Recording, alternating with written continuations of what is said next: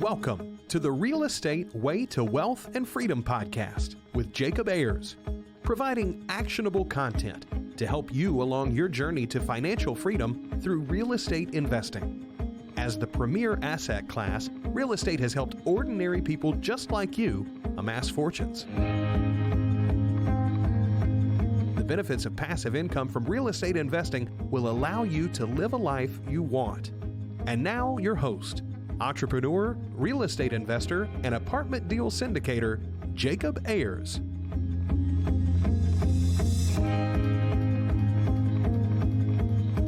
Hi, and welcome to the Real Estate Way to Wealth and Freedom podcast. Hi, I'm your host, Jacob Ayers. Thanks so much for tuning in to another episode. I'm so glad you're here. Today, I'm excited to share with you our guest, Bruce Mack. Bruce is the owner and founder of Platinum Financing Group and Platinum Trust Group, and Bruce knows that his funding options and asset protection programs are the perfect solution for all business owners to achieve complete financial freedom. Bruce has done a ton of real estate transactions from flipping and wholesaling deals, and he's also very experienced in asset protection and funding options. So I'm excited to bring on Bruce today and talk about all things real estate investing and how he's done some really creative things with his own investing portfolio. So without further ado, Bruce, welcome on the show. Well, thank you so much, Jacob.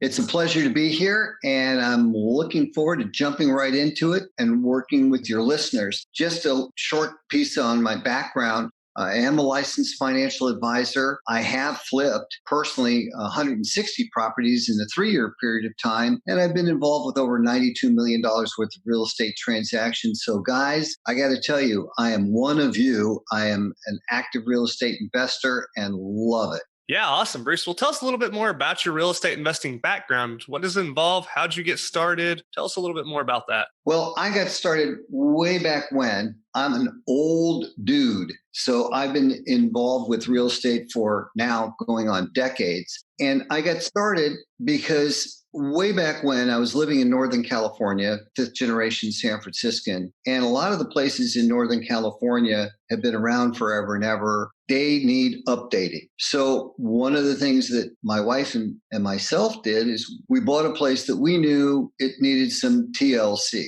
By that, affectionately, I could say it pretty much needed everything. Yeah. And there were two ways to do it. There was the hire the contractor and get out of the way. Or there was, let's get our fingernails and hands dirty and try and give this a go. So we decided to give it a go ourselves and use Hip Pocket National Bank to fund the project. And that's what we did is we funded our own project. We put in new counters. We refaced the cabinets. We did this. We did that. No, we did not do the hardwood floors because they had actually carpet over the hardwood floors, some gross looking stain over there that had been probably 6 to 8 layers deep. So we brought in people to professionally strip and redo the floors, but everything else we did ourselves. And then my wife got an offer to work at a whole other company. And I said, you know what, let's go for it. So we ended up moving down to Southern California. And one of the things that we found to be the case was we were able to make a freaking killing on our property because we had done the rehabs. It looked really great. Days on market were very short. And there was that big aha moment that said, you know,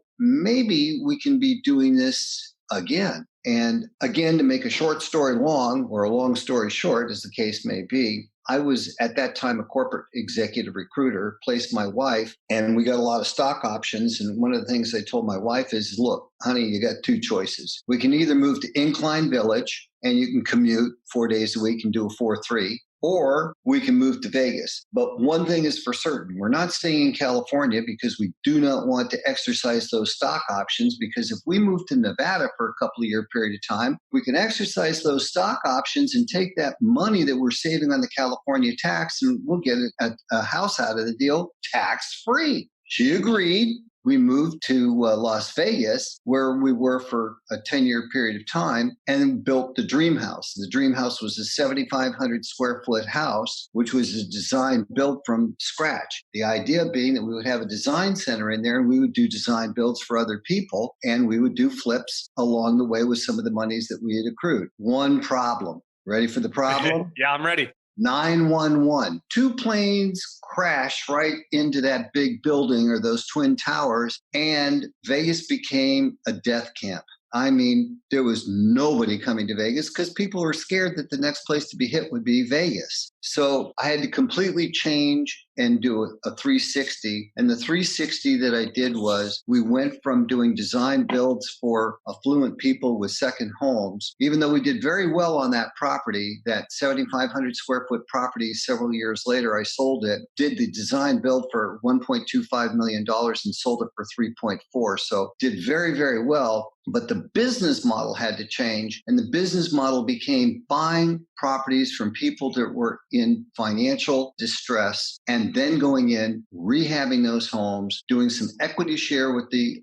homeowners, getting them relocated, giving them cash for keys. And we did well in excess of 100 properties, focusing on that exact paradigm. So that was how I got started, and it became a whirlwind after that. Yeah, really interesting. So you've done a couple different things here already. That very first property you're talking about, kind of call that a live and flip, right? You're going to live in the property, do the renovation yourself, put a lot of sweat equity and elbow grease into it. And then when you move out, you realize those gains that you've built in through increasing the property's value, through all your renovations and things. You move down to Southern California, and then you moved to Nevada, where you did a new development deal, which is a really cool and interesting project. You managed to not lose your shirt there in Las Vegas. And then now tell us a little bit about this strategy where you're talking about buying distressed properties, offering people cash for keys to move out. What's your strategy there? And tell us about that.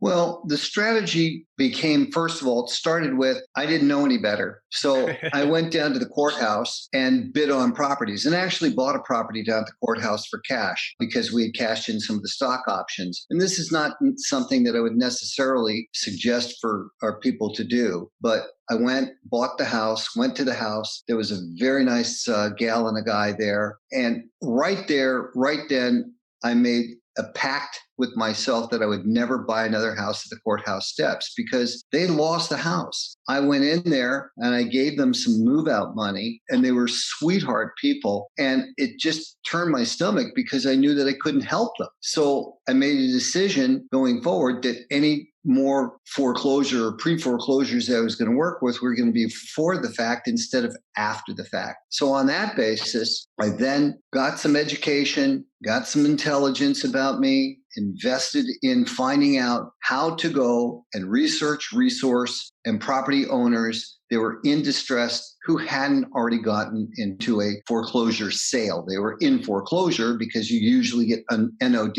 on 90 days down after you haven't been making your payments. Going and contacting those people and trying to work out a viable course of action. I actually started a licensed and bonded credit repair company. And one of the things that I offered as a value proposition to the distressed homeowner, because they're always worried that they could never qualify to buy another house. So if you could show them a path to being able to get back into home ownership without all of the problems that they've had before, they're in. So I came up with the program, and the program was what we called our Fresh Start program, which was we got them free credit repair. We gave them cash for keys, and we gave them relocation assistance. Now, if you can get the MLS, or if you can't get the MLS, but if you can get the MLS, one of the things you can do is get on the MLS and find out a property that they're looking to get in terms of a rental. So if you could, would you? We do this in baby steps. So if you were going to rent,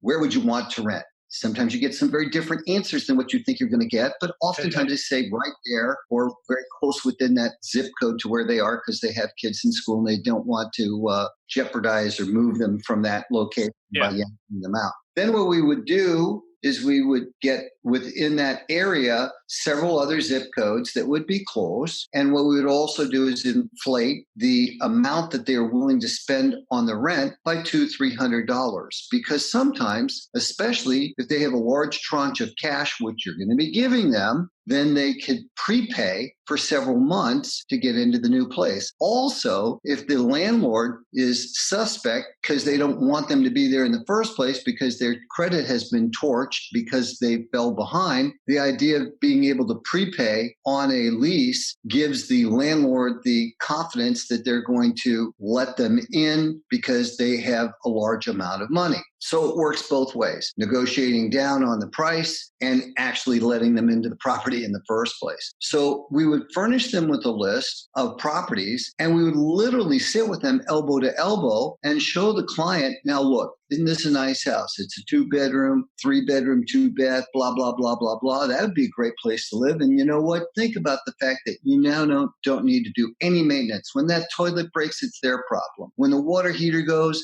it's their problem. And do some transference so that they start to warm up to the idea and start to make the mental move to the new place, giving up the old place, because oftentimes that's the most difficult part, is for them to let go and to let go of the old place. Once you make this transition and you talk about cash for keys and you talk about the Fresh Start program and the different things that they're going to be able to get, then the rest of it snowballs and it becomes a win-win scenario. And before you know it, you've got your property. So Bruce, let me get this straight. You're essentially trying to find distressed properties. These properties are oftentimes in foreclosure with an owner occupant in there. So you have to do something with that owner occupant. So you're going to help them get on their feet in either a property, another house or apartment or whatever that looks like. That sounds really great and I understand what you're doing there, but one might ask, like, why go through all that trouble? Why not just find a different property to buy? What's your answer there? And why are you taking all of that trouble to replace and help an existing tenant out? That's a great question. The simple answer is, of course, there's the altruistic piece, being able to help a brother out or a sister out, but there's also you need to do this and you need to be able to make a profit. And if you can't make a profit, you can't help people out. So there's no problem. And I have no problem with making a great profit. But the simple answer is those types of properties perennially provide a much higher dollar return when the project is done. And I'm talking $50, $60, $80, $100,000 types of returns instead of $10,000, $20,000 margins where you may be working so close that if you make one mistake, you're upside down. So from a dollars and cents standpoint, when you can create margin by working with distressed homeowners who do have equity in the property, now you're talking about a really good play. Another good way to access those types or properties that have additional equity, where you might be able to get great leverage and great play, would be to work the expireds. So look at properties that have been on the MLS for 90 days or more. They're probably going to expire in 120, or they might expire in 90 days, and contact those people. And another great place to look is with the FSBOs, which is the for sale by owners, by going to maybe the local grocery store or liquor stores in the area, and they usually have a magazine and it's for FSBOs, or look online for FSBO sales and contact these people, because these people are motivated people. They have a need to sell. They haven't been able to sell, and you could be the perfect solution to help them out. Yeah, sure. Okay. That makes sense. And I understand what you're going for there. I really like what you said, that you have to be able to make money to help other people out. And I think that's a very altruistic kind of, as the term you so eloquently used there, I think that's a really good point that you bring up. You're going to make some money on this property, and in turn, you're able to help that owner occupant out, relocating them and helping them get back on their feet and provide this credit repair and help them realize the benefits of renting rather than owning that home that they didn't do such a great job of owning. So I think that's really cool. And now, obviously, what you're trying to do with these properties, it sounds like you're trying to renovate them, fix them up, flip them, right? Yes. And frankly, that actually speaks to another one of our products. We really have two divisions. One of them is Platinum Trust Group. And one of the big problems that flippers encounter is that they get killed with short and or long-term capital gains. Short-term capital gains, meaning holding the property for less than 365 days. Long-term capital gains is when you hold the property for over 1 year. And you're still at either 20 or 30%, whether it's short or long-term capital gains. That does not include the state income tax if you're in a state that has state income tax. And then there's another problem. And this is one that we don't like to talk about, but we need to get it out there on the table, right?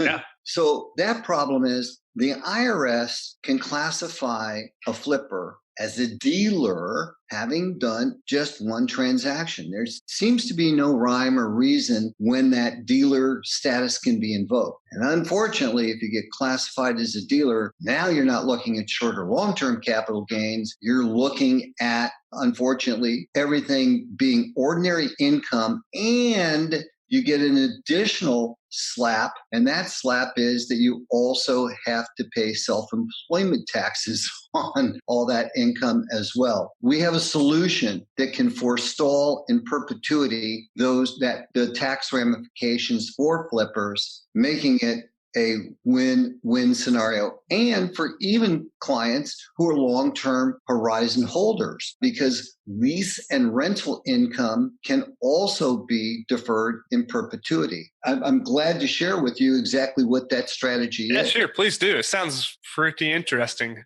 Okay. Traditionally, guys, I think we would all admit that we have been told, buy a property, put it in an LLC. Yeah, or if you have risk tolerance, buy a property and put it into an LLC with other properties. But that's not such a good idea, because wiped out by one could be wiped out by all. And frankly, what they didn't tell you is when it's you and you are the member manager of the LLC, or it's you and a partner, i.e. your wife or a partner, now you've got what's called a closely held entity. And now you have a pierceable entity, because trained litigator can easily allege what's called alter ego, which means that you threw up this facade to say that you now have this LLC, when in actuality, it's you acting as you. It becomes pierceable. And once it's pierceable, now we can get at all the assets and liquidate that for judgment or lien. I've never heard of this alter ego. It's not a pretty thing. Here's the way around it.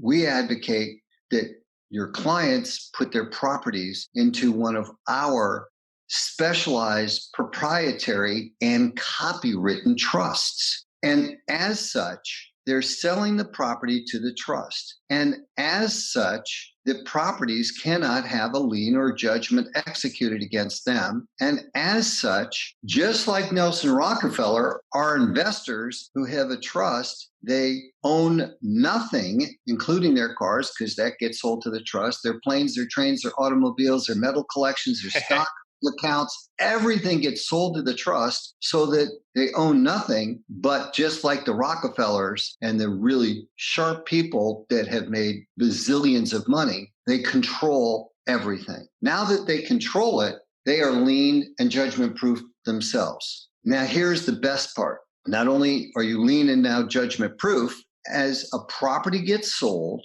the profits then go into the corpus of the trust. Yes, you have access to being able to, as a trustee, buy other properties and do everything that you want to do in your normal daily life as a trustee. So you're going to have, again, the ability to control those funds. But here's the great part. The taxes on passive income, that short-term, that rental and lease income, the short and long-term capital gains become deferred in perpetuity. The laws of perpetuity so state that the trust is not distribute until 21 years after the last of the beneficiaries, and the last of the beneficiaries' heirs decease. Now, applying sense and logic to that, that could be 100, 200, 300 years from now. I don't have that crystal ball. All I know is this, that you aren't, your beneficiaries aren't, their descendants aren't going to be responsible for the tax. And that's the most important thing, that we're literally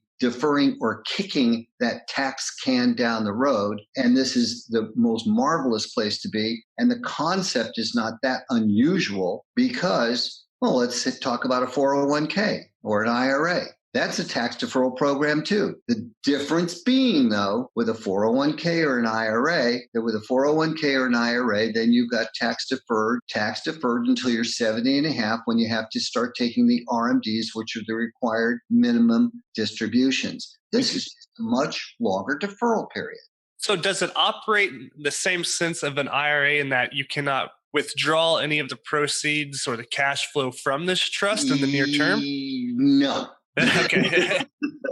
That's a great question. You have the ability to utilize as trustee, which invariably the folks that are on this call would be. They would become the trustee of the trust. They have the ability to act as the fiduciary to mandate that they're going to execute business on behalf of the trust. And the business that would be conducting would be virtually everything that would become trust expenses versus taxable distributions, less three components. Those three components would be food, fun, and fashion. So if we take food, fun, and fashion out of the equation, everything else becomes a trust expense. And oh, by the way, food, fun, and fashion, if you're married, single would be half, but if you're married, you automatically have an annualized exemption of $22,400, and then the next $19,000 for food, fun, and fashion. So that gives you like $48,000 total. The next $19,000 is at 10%. So what if you ran over the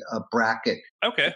22.4 is nothing. The next 19,000, 10%. So you're looking at what, $1,900 worst case scenario at that 10%. But now let's go back to the expense piece. Everything else is a trust expense. Vehicle payments, cell phone payments, utilities, rent, mortgages, everything. Furniture, repair and replacement, the cable bill, gardener, pool maintenance guy. It becomes so much wider and deeper than your traditional allocatable expenses. And you have the flexibility of being able to use those funds for trust business. So we want to go out and buy another property. We want to go out and do a flip. We want to go and do this. We want to go and do that on behalf of the trust. Everything becomes trust business, trust expenses, and it's a beautiful thing. We want to buy a car for the trust that you drive, and that might be a Lamborghini for all I care. Okay. And or the trust cares. This is the way it rolls going forward, where you don't have any of the liability. And by the way, let me talk about the Lamborghini for a second. Very dear friend of mine,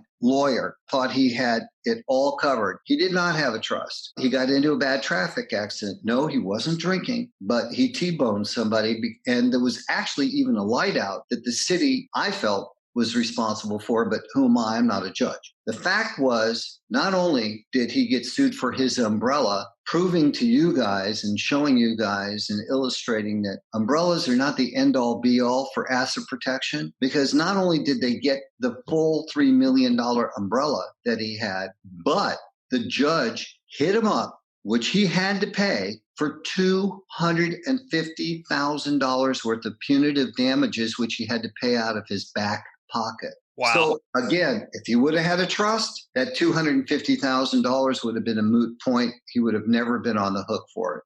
Now, Bruce, I have to ask, perhaps I have been living under a rock when it comes to hearing about this asset protection strategy, but this is certainly something new to me and maybe many other people out there. Why is it lesser known than the traditionally referred to LLC? Well, I don't think people like the Kennedys, the Carnegies, and the Rockefellers wanted to go open kimono, as I call it, and share all their secrets to wealth accumulation and from a generational standpoint. So this has been the type of thing that's been under wraps and not openly discussed. And frankly, most of the trusts that are out there that I've ever seen other than our trust do not have the tax mitigation components woven into the trust like ours does. We have over 31,000 trusts out there. We've been since 1999. And I can tell you, with all of the tax preparers that we have, and some of the tax preparers that we have are enrolled agents with the IRS, accountants, CPAs, and so on and so forth, the full gauntlet. We've never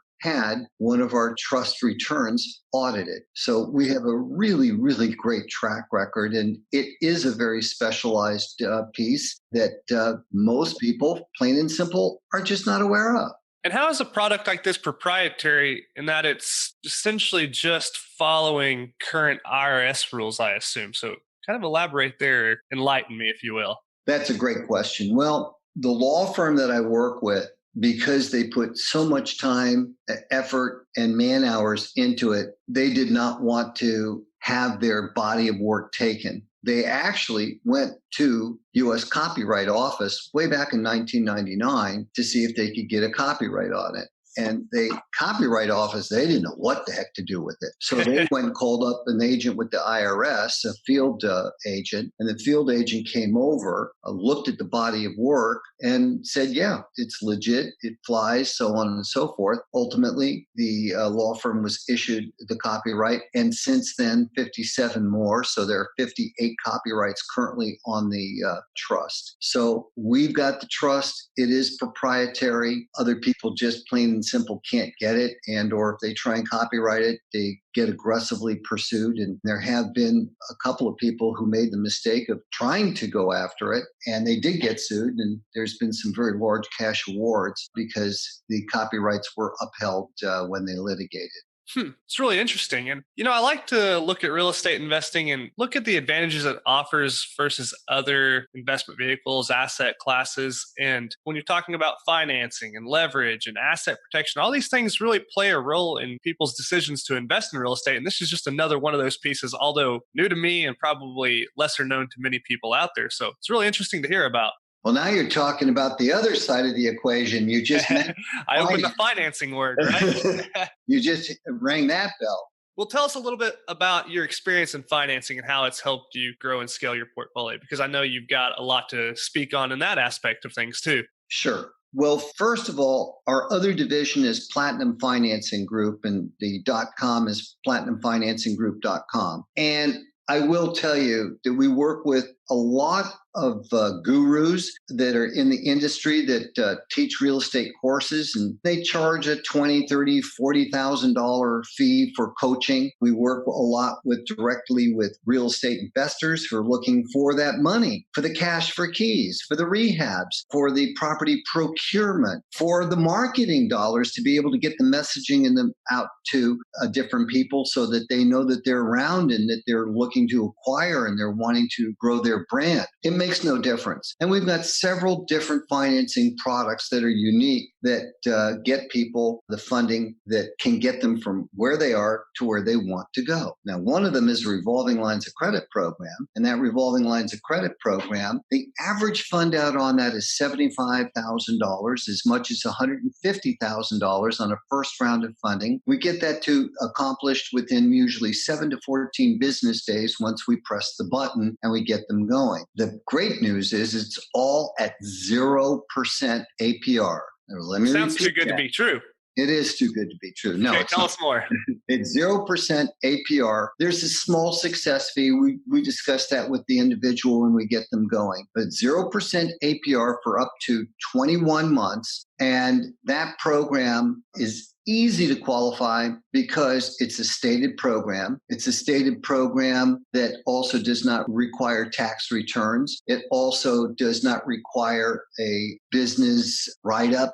I mean, heck, I know people can sometimes spend just to create a business proposal, $2,500, $3,000. We do not need that. It also does not require any collateralization, so you don't need to pledge a property or put UCC 1 filings on. So these are all the reasons that people love this particular program. Clients need to be in the north of 700 FICO and probably need to have a credit card with a credit card limit of $7,500 or more. 5,000 is a real baseline. We might be able to work with that on a depends basis, how long the credit history is. But here's one of the things that people where we can really help out. Many of the clients that come to us have as low a FICO as 620 when they first encounter us. I just said 700. Now, so it sort of sounds like, well, wait a second, Bruce, you said 700. Now you're saying 620. Simple. If they've got a 620 and we're able to denote that they have a 620 because they have high utilization on their credit cards, high utilization is anything over 30% utilization or usage on a credit card at any one time. So you have a $10,000 credit limit. You have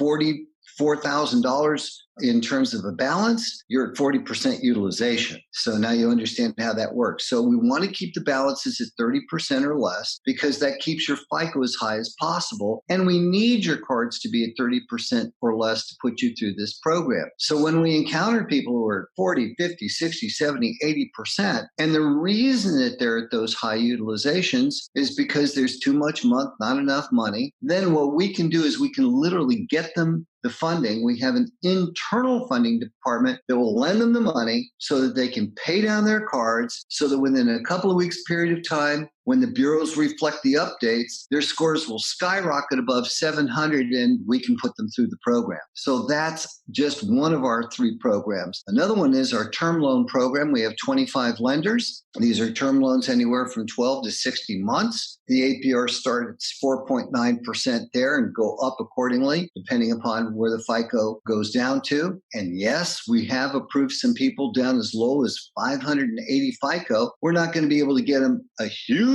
tranche of cash, but we can sometimes get people funding with as low a FICO as 580. Those loans are anywhere from $1,000 to $50,000, and it's all done with a soft pull. So there's no hard pull unless you actually decide to move forward with the loan. So the beauty is 12 questions, couple minutes worth of data entry input, and we press a button and we can get multiple offers. And yes, you can take multiple loans. Then the third one is our what we call BDRA, which is a business directed retirement account. Now, there are many people that are on the call that have a 401k or an IRA that's rollable. And if it is rollable, meaning that it might have been, they may work for a company and they were told, well, you can't take your 401k or IRA from the company because you still work here and you can't take it until you retire or quit. Okay. But they moved maybe 50 or 75 or who knows how much from a previous employer to the existing company. Well, that money they can move. It's carve outable and they can move that money tomorrow. They just need to put in a request with their HR. Or maybe they quit their company and now they can go right back to the company and say, I want to move it to a self-directed administrator. Now, some of you have also already done that and you've moved to what's called a self-directed third-party administrator. Maybe it's Equity or Horizon, whoever. But there's a problem there. And the problem there is they have very narrowly defined scopes of what you can do with the money. You can invest it in real estate. You can invest it in stocks and bonds. But within that, there's also what's called prohibited transactions. For instance, you cannot do interfamiliar transactions. You can't do sister, brother, mother, father transactions. It's considered to be a null and void transaction, which would blow up your self-directed IRA. You also cannot get a recourse loan. Now, they'll tell you you can get a non-recourse loan, and yeah, you can, but there's only a couple of people out there that'll even do a non-recourse loan. They'll only go to 50% LTV, and they're going to charge you a higher APR. So why would you want one of those? And oftentimes aren't going to give you enough capital to be able to pull your whole deal together. So we have a third solution, and that solution is called a business-directed retirement account. And all the pitfalls that we were just talking about with the traditional self-directed, they do not apply. You can do self-dealing, i.e. you can do interfamiliar transactions. You can use the funds for any business purpose. So you can use them for marketing, for product procurement, for anything that you want that is of a business nature. And you can get a recourse loan. So all the shackles that you had on you with the old self-directed are gone. And yes, you can move from a self-directed environment like a Horizon or an Equity. And I don't mean to pick on them, but those are just two examples. You can move from wherever you've got your self-directed to our BDRA. So there's 3 ways you go. You either go do the carve out from the existing employer or the old employer where you've got your 401k or your IRA and you just request to move it, or from your existing third party that you're using currently as from your self-directed. And all of those ways can be funneled into the new BDRA where you have so much more flexibility and availability to access that cash and put it to work for you. So that's a third way that we create funding for our clients. Yeah, awesome. Well, so much good stuff there. It's really obvious that you have a ton of experience and a ton of knowledge around some of these lesser known financial instruments and loopholes and ways to do things a little bit creatively, when we're talking about leverage and tax implications and asset protection strategies and all these different things. It's really cool to see you coupling some of these unique tools together. It's a lot of new information for maybe a lot of people out there, including me. So, when I hear things about this business directed retirement account or a living trust or whatever it might be. I always like to go and research it and learn more. And it's just a lot to take in, So you've been doing this for tens and tens of years, it sounds, and I know you have. And well, you can see all the gray hair, right? Yeah, sure. And Jacob, I just want to clarify that the trust that we have is anything but a living trust. Yeah, sorry, I said living trust, and when I said that, I knew it was wrong. Okay, Yeah, so no, and a living trust, a lot of guys that are on the call have a living trust. Okay. And a living trust is great, but it only satisfies two situations. Number one, it's for probate avoidance. And number two, it's for wealth transference. I want to give this to you, right? Okay. And there is no asset protection and there is no tax advantages like with our specialized proprietary trust, because by the very nature of what a living trust is, it is considered to be what's called a grantor trust. I just want to make sure that people didn't confuse or think, oh, I've got a living trust, I'm fine. Yeah, okay, good. Not Yeah. really, because ours is really quite different. And we work with people that have living trusts all the time and incorporate the wishes and desires of the living trust into the new trust that has so much more in terms of advantages. Yeah, great. Okay. Well, awesome, Bruce. That's a lot of great information. And it's stuff that I obviously need to go research myself. And I'm sure many of the people listening in are going to do the same. So with that, as we're wrapping up here, we like to end every one of our episodes with the lightning round, just a series of questions we'd like to fire at you. Are you ready for that? I am ready for that. All right. Well, the first question is, what was your biggest hurdle getting started investing in real estate? And then what did you do to overcome that? I would say that the biggest hurdle was getting the financing, but because I was very lucky with the stock options, that really wasn't a hurdle, but it is the consistent mantra of hurdle that I hear when I lecture on a nationwide basis. It is, how do I get started? How do I get the seed capital, the money to make the whole program sizzle? And that's the consistent question and the answer. Yeah, sure. Well, Bruce, do you have a personal habit that contributes to your success? Never giving up. I don't care how high that wall seems to be or slippery that slope seems to be. You're just keeping a run at it and you just keep going after it. And you will through if you can keep consistent and persistent with your actions and activities. Yeah, I love that. Great advice. Well, Bruce, do you have an online resource in your day-to-day that you find valuable? Yeah, there's a special piece of software that we have access to that gives people nationwide access to every MLS that's out there, should you wish to, that we can get you in touch with them. So think about the ability to be doing remote investing and also being able to do local investing where you can be jumping into the software, pinpoint, and see everything that's on the MLS. So you can be going after expired, you can be going over existing listings, you can see everything. Plus, it also has a nationwide directory of all the NODs, the notice of defaults that have been filed. So that is a very special piece of software that we've used consistently that's made us millions of dollars. Yeah, awesome. Great. Sounds like a really powerful resource there. Well, Bruce, what book would you recommend to the listeners and why? The 1 Minute Manager. 1 Minute Manager. That's a new one to me. And the why is because I was really a crapola manager. I did everything wrong. And then I read the book and I started to do some things right. To grow your business, you really need a team of experts. You need your insurance guy. You need your this guy. You need your real estate salesperson to retail your properties out. And you need a good core group of people around you. So whether you directly hire them or they're all independent contractors or whatever they are, you need to be able to manage them and manage the process. And this will help you. Yeah, love that. Well, Bruce, last question in the lightning round. If you were to give advice to your 20-year-old self to get started investing in real estate, what would you go back and tell yourself? Get started sooner, because there's no time like the present to get going, and tomorrow is too late. I love it. Yeah. Simple enough. Well, Bruce, hey, it's been a fun conversation. Lots and lots of new information, just tons of content you've kind of dropped on us here. So for audience members that want to internalize it, learn more about it, maybe connect with you, just kind of learn about some of these maybe new topics to our audience members, where's the best place to do that? I'll give you a couple different resources. Number one, if you'd like a trust consult, you should go to our trust site, and that will get you into my calendar for a 60-minute one-on-one. Okay. And that would be platinumtrustgroup.com.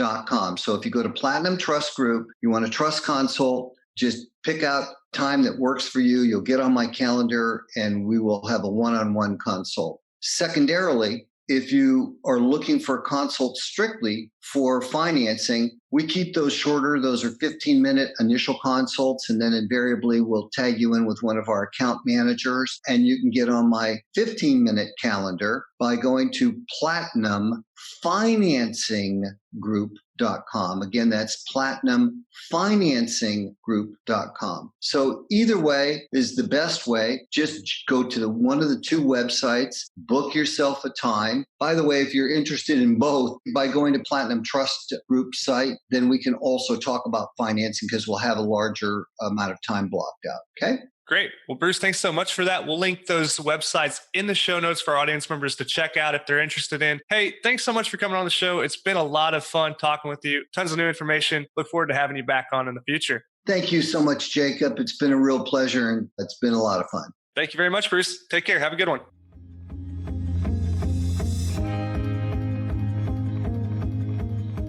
All right, that wraps up this week's episode with our guest, Bruce Mack. Well, hey, tons of great and new content there for many of the listeners, I'm sure. There's just so much to unpack there. It's almost impossible to discuss just so many financing options, tax strategies, asset protection strategies all in one episode, but we did our best to squeeze a little bit of that stuff in. Well, if you have any questions or comments or want to learn more, you can find all of those resources we mentioned in the show notes. As always, for more information, resources, and to connect with me, you can do so at www.jacobayers.com. Till next week, engineer the lifestyle you want. You've been listening to the Real Estate Way to Wealth and Freedom podcast, providing you actionable content to build your real estate empire. Nothing on this show should be considered specific, personal, or professional advice. Please consult an appropriate tax, legal, real estate, financial, or business professional for personal advice. The opinions of guests are their own. Information is not guaranteed. All investment strategies have a potential for profit or loss. The host is operating on behalf of the Real Estate Way to Wealth and Freedom, LLC, exclusively.